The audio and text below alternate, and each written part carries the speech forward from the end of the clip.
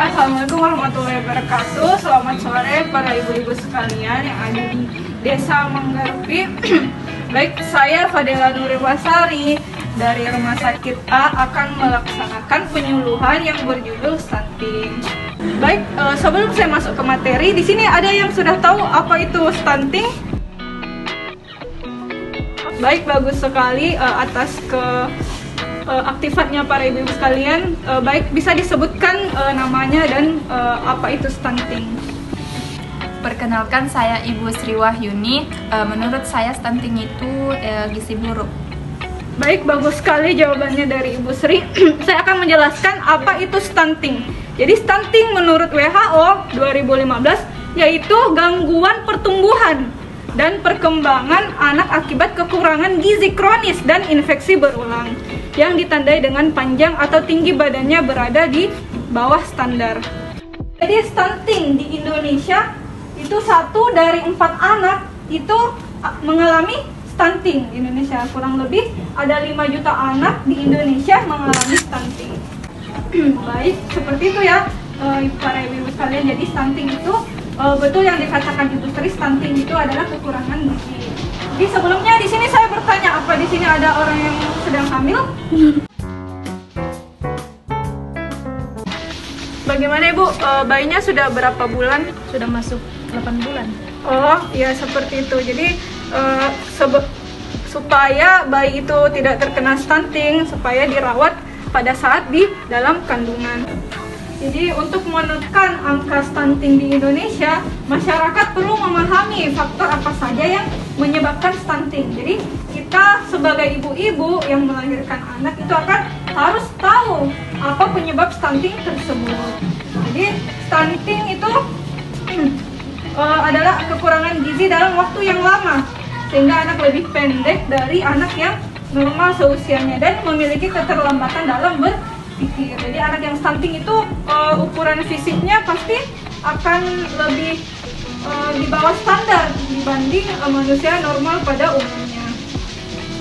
Jadi saya sebelumnya di sini ada yang tahu penyebab stunting itu? Bisa angkat tangan.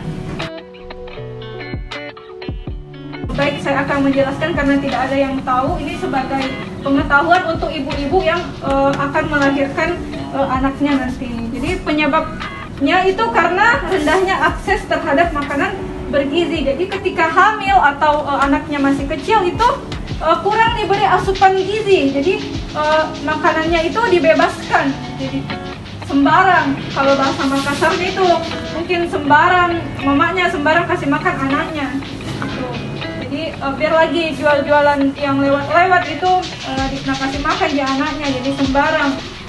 Padahal dalam sehari itu kita membutuhkan protein, karbohidrat, dan banyak sekali vitamin yang kita perlukan dalam sehari. Setelah itu yang kedua, rendahnya asupan vitamin dan mineral. Jadi sama seperti poin yang pertama, dalam sehari itu anak-anak itu harus atau manusia itu membutuhkan asupan vitamin dan mineral, karena mineral itu sangat penting untuk kehidupan manusia. Dan yang ketiga itu buruknya keragaman pangan dan sumber protein hewan.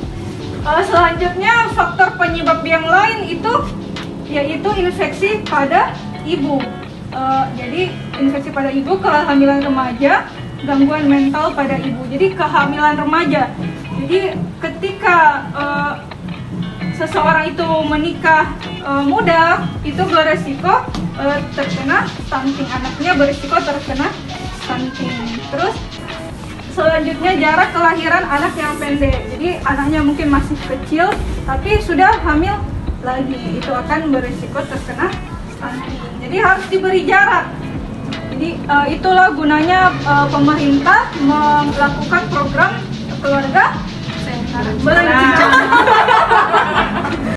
Baik itulah makanya pemerintah mengadakan program keluarga berencana yang mana jargonnya itu seperti apa ibu-ibu lagi? Dua anak cukup. Ya seperti itu. Ya dan selain itu juga rendahnya akses terhadap pelayanan kesehatan termasuk akses sanitasi dan air bersih menjadi salah satu faktor yang sangat mempengaruhi pertumbuhan anak. Jadi air bersih, lingkungan yang bersih itu sangat mempengaruhi pertumbuhan anak. Kalau airnya kotor, pasti pertumbuhannya anak akan terganggu dan itu akan mengarah ke stunting.